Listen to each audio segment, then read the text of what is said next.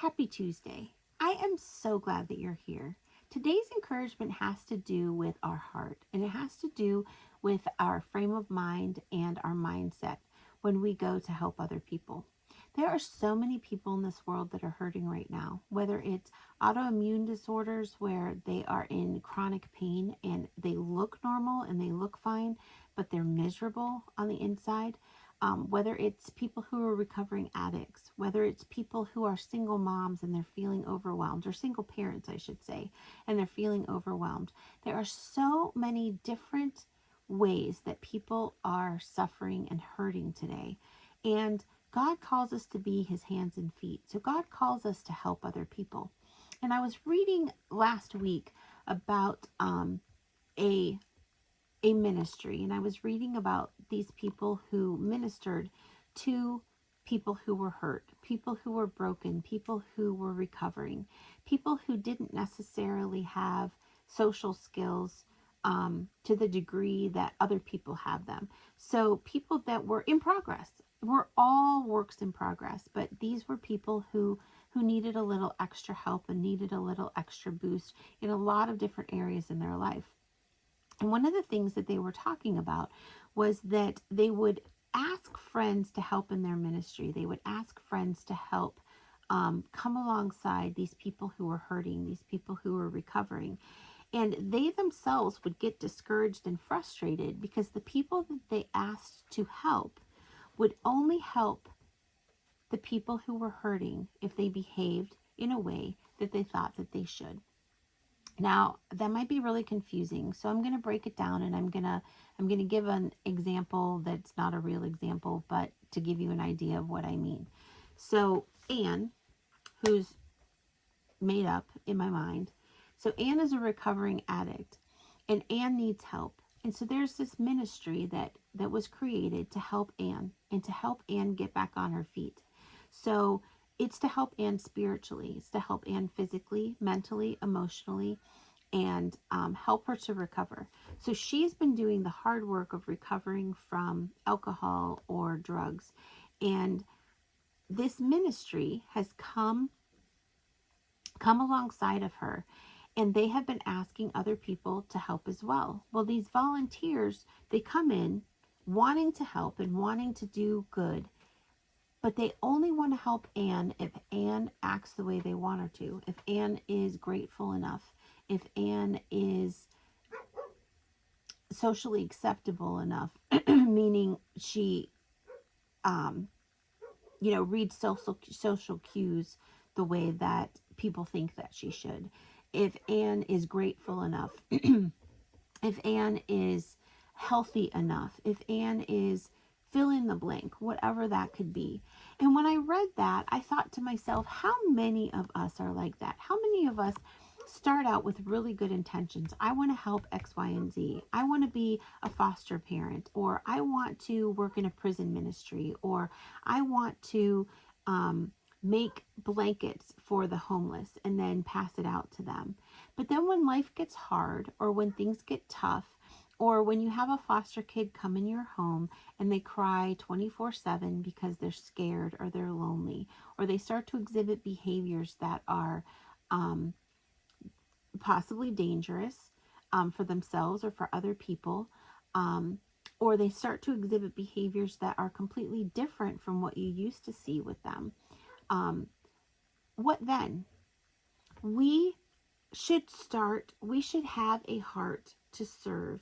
We should choose to be Jesus's hands and feet, regardless of how hard it's going to be. So if we make that commitment to help somebody, we should be helping them because we chose to help them, not because of anything that they have done.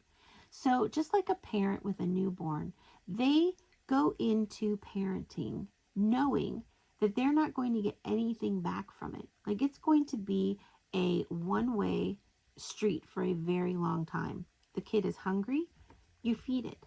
The kid is wet, you change them. The kid is tired, you soothe them and put them to bed. The kid is scared or lonely or just needs attention. That is what the parent is there to do, is to take care of their child without expecting anything in return.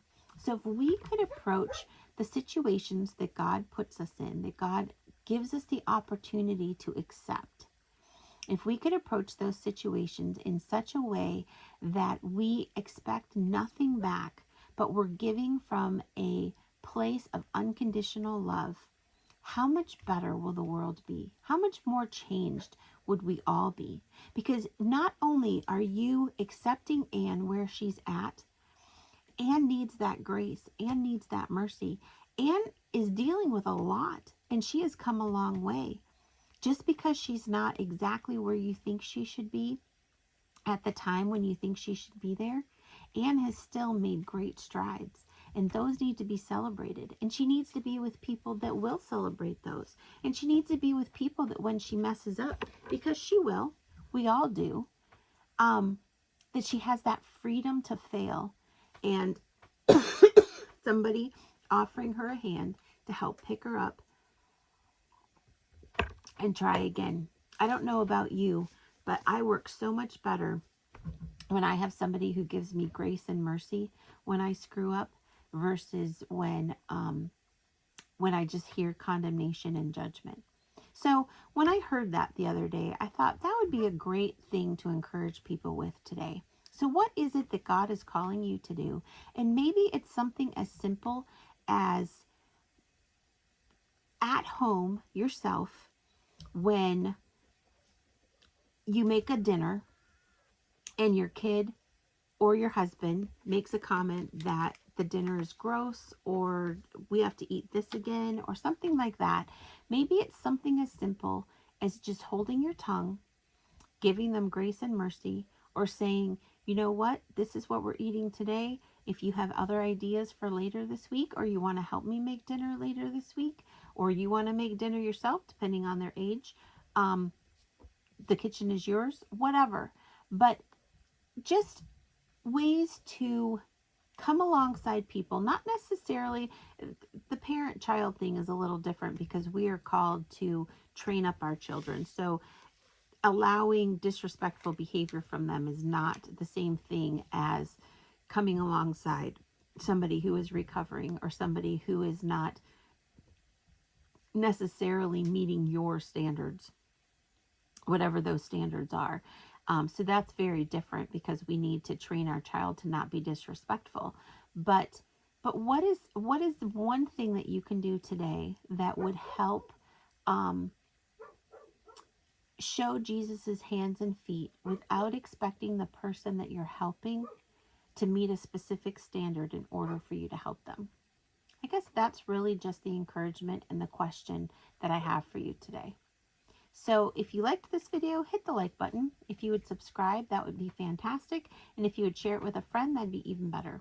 Below are the links to my website, to books, to the membership, to the podcast, and any other different way that I can help encourage you and point you back to Jesus and your relationship with him. So have a great rest of your day, a wonderful week, and I will talk to you next week.